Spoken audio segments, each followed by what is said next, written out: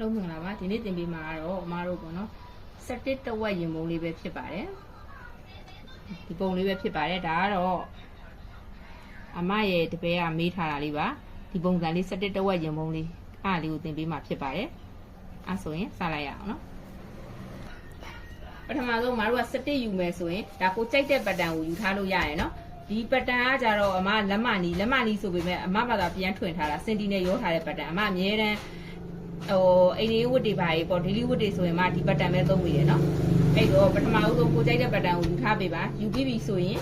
မဲစက်တစ်ယူမယ်ဆိုရင်အမကစက်တစ်ရဲ့လဲကျဲကို2.6စိတ်ထားပါတယ်သူ့ရဲ့စက်တစ်ကဒီမဲ့နော်သူ့ရဲ့စက်တစ်ကိုကြည့်လိုက်ပါစက်တစ်ကဒီမဲ့ကတ်ပြီးတော့မှထောင်တာဖြစ်တဲ့အတွက်2.6စိတ်ထားပါမယ်လဲကျဲကို2.6စိတ်ထားပြီးတော့လဲကျကိုကြာဒီမဲ့အခွဲလေးပြန်ပါတယ်အခွဲလေးရဲ့ဒီအောက်ကိုကြာတော့ကိုဘယ်လောက်ထိခွဲလို့ခြင်းလဲအတိုင်းယူခဲကိုအတိုင်းထားပေးပါအမားကတော့ခုကနမူနာပြမှာတော့သူ့ရဲ့အခွဲကအပေါ်ကိုနည်းနည်းတက်တဲ့အတွက်9ခွဲထားပေးပါမယ်အခွဲကို9ခွဲထားမယ်အခွဲ9ခွဲထားပြီးတော့ဒီမဲ့17တဝက်ယူမဲ့နေရာကိုကျတော့3လက်မခွဲပဲထားပေးထားမယ်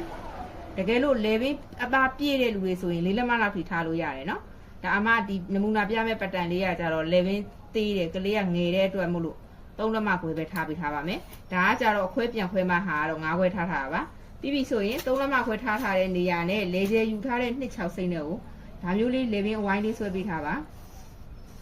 လေဘင်းဝိုင်းလေးဆွဲပေးထားပါလေဘင်းဝိုင်းဆွဲပြီးပြီဆိုရင်ဒီမဲ့ဒါကကြတော့ရှေ့လေမြင်နော်ရှေ့လေမြင်ကနေပဲတိုင်းမယ်နော်ဒီကရင်မုံယူမှာမလို့မဖုံးချမ်းစာအတွက်ထုတ်ထားတာ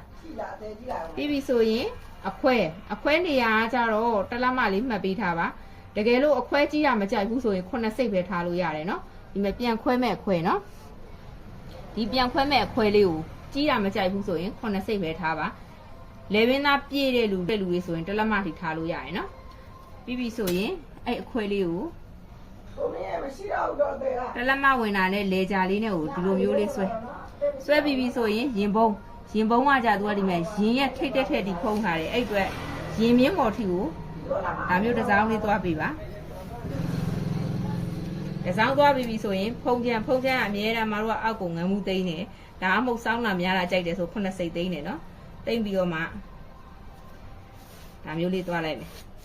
ဒါဆိုရင်ဒါရင်ပုံချမ်းရပြီဒါကလေဘင်းခွဲတာ17ညှက်မယ်ဆိုရင်ဒါကမပါတော့ဘူး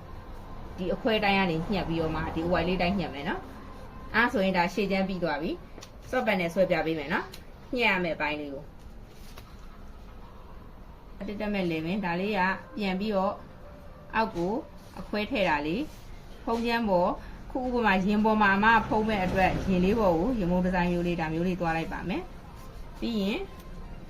အောက်ကငမ်းမှုသိမ့်ပြီးတော့မှဒါမျိုးလေးသွားလိုက်ပါမယ်ဒါကတော့ရင်မုံပုံစံပြီးသွားပြီဆိုရင်ဆက်တစ်ကဒီကနေလာမယ်နော်ဆက်တစ်ကဒီလိုမျိုးလေးလာပါမယ်ဒါလေးကဆက်တစ်လာမယ်ပိုင်းလေးပါတကယ်လို့ဆက်တစ်ကိုအမားတို့ကပတ်တန်စာရွက်နဲ့တခါလဲဆက်တစ်ထုတ်ချင်လားအဲ့လိုမဟုတ်ဘဲနဲ့တက်ဆက်တစ်ပြလုတ်တက်ချင်လားလာမယ်နော်ပတ်တန်စာရွက်နဲ့တခါလဲဆက်တစ်ထုတ်မယ်ပတ်တန်စာရွက်ကိုကတ်လိုက်ပါကတ်ပြီးပြီဆိုရင်ဆက်တစ်ပြတလက်မလား1.2စိတ်လားကိုကြိုက်တာမှတ်ပြီးပြီဆိုရင်ဒီဘက်ကိုလည်းအညီမှတ်ပေးထားပါမှတ်ပြီးပြီဆိုရင်လဲကျဲ2.6စိတ်ယူထားတဲ့နေရာကနေတိုင်တက်တယ်လေးထောင်ပေးပါအရှိကတော့4လက်မ4ခွဲကြိုက်တာလုပ်လို့ရတယ်ဒီဘေးကိုတောက်မှန်လေးဆွဲပေးပါဆွဲပြီးတော့ဒီရှေ့မှာတလက်မဆိုရင်တလက်မ1စိတ်2စိတ်ဆို1စိတ်2စိတ်ကိုယူထားတဲ့အပြားတိုင်းအညီယူမယ်နော်ဒါမျိုးလေးလာပါမယ်ဒါကကြမှာတော့စက်တစ်ကိုတစ်ခါလေးလေဘင်းရထုတ်တာနော်အဲ့လိုမထုတ်တတ်ဘူးဆိုရင်လေပထမမှာတော့စက်တစ်မထည့်ပဲနဲ့မူလာယူထားတဲ့ဒီလေဘင်းတိုင်ရနေပြီးညှက်ထုတ်လို့ရတယ်ပြီးကြမှာစက်တစ်ဆွဲနေနောက်တစ်ခုကိုထပ်ပြပေးမယ်ဒါကကြလေဘင်းကနေစက်တစ်တန်းထုတ်တဲ့ဟာဒါရှေ့ချမ်းပြီးသွားပြီရှေ့ချမ်းပြီးပြီဆိုရင်တော့နောက်ချမ်းကတော့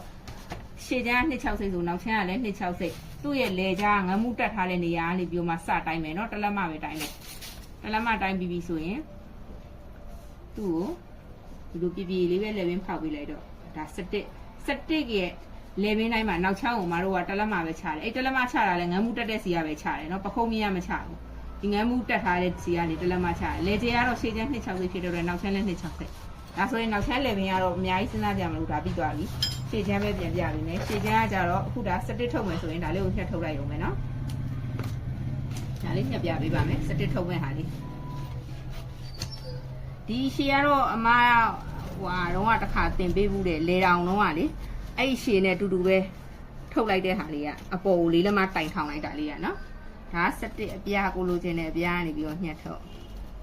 17ကအဝိုင်းလဲရတယ်4000လဲရတယ်နော်ကြိုက်တဲ့ဒီဇိုင်းသုံးလို့ရပါတယ်ဒီမဲ့ဒါဆိုရင်အခုဒီမဲ့နော်ဒါဆိုရင်ဒီမဲ့17ကလေးထွက်သွားတယ်ဒီလို17မလောက်တတ်ဘူးလေဘင်းကနေမထုတ်တတ်ဘူးဆိုရင်နောက်တစ်မျိုးပြပေးပါမယ်ဒါကမလိုအပ်တဲ့ဟာနော်ဒီဟာကိုလေဘင်းကနေပြီးဒါမျိုး17မထုတ်တတ်ဘူးဆိုရင်နောက်ထပ်တစ်မျိုးပြပေးပါမယ်နောက်တစ်မျိုးကじゃ17ကိုကိုပတန်စားရဲ့ပုံမှာဆွဲနေဖြစ်ပါတယ်ဟာပထမဦးဆုံးဒီလိုမြင်းမြောင်လေးဒီချောင်းဆွဲပြပါ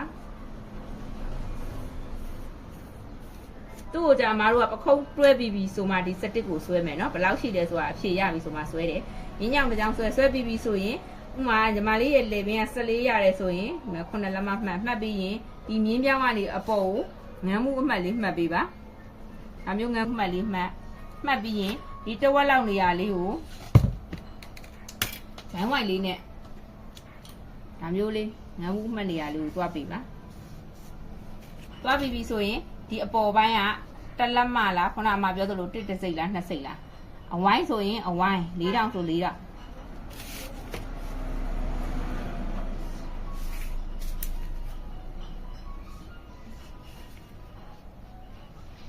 ဒါမျိုးလေးဖြစ်သွားပါမယ်ဒါကကြတော့မတို့ကပတန်စာရွက်နဲ့17ပြန်ထုတ်တာပါဒါမျိုး17တက်ချင်လဲရရင်เนาะဘာဖြစ်လို့ဒါမျိုး17တက်တာလဲဆို तू ကနည်းနည်းဖြောင်းတယ်လေဘင်းရဒီမဲ့ကြည့်လိုက်ဒီအောက်ထီလာထားတဲ့လေဘင်းဒီထိတ်ထီယူရမယ်17မဟုတ်တဲ့အတွက်မလို့နည်းနည်းဖြောင်းယူလာအဲ့လိုမဟုတ်နဲ့ဒီထိတ်ထီလာတဲ့17တွေဆိုရင်အမတို့ကအပေါ်ပို့ပြီးဝိုက်ပြီးစားပေးရတယ်เนาะအဲ့ဒါမျိုးဆိုရင်ကိုရှိတဲ့လောက်လေဘင်းယူပြီးပြီဆိုရင်အပေါ်ကို2လက်မလောက်တက်တဝက်လောက်နေရနေပြီးတော့မှဒီလိုလေဘင်းပေါက်လေးပုံစံပေါ့နော်ရှည်ချမ်းလေဘင်းပေါက်ပုံစံမျိုးဟဲ့လိုဝိုက်ကလေးဆွဲလိုက်တာဆွဲပြီးပြီဆိုရင်ခုနကပြောသလိုပဲအဝိုက်လား4000လားကိုကြိုက်တာလေးယူပြီးပြီဆိုရင်အပြားကလည်းတစ်လက်မ120ကြိုက်တာယူပြီးပြီဆိုရင်ဒီလိုလေးသွားပေးပါဒါကကြတော့အမတို့ဒီရှေ့ထိတက်မဲ့17သူကကြအပေါ်ကိုလေဘင်းပုံစံပြန်ထောင်းတာသူကဝှေ့လိုက်တဲ့အချိန်မှာလေဘင်းနဲ့တသားလေးကြတယ်ကွက်တိကြတယ်17လိတ်တာကြီးပါလေမဖြစ်ဘူးเนาะဒါကကြတော့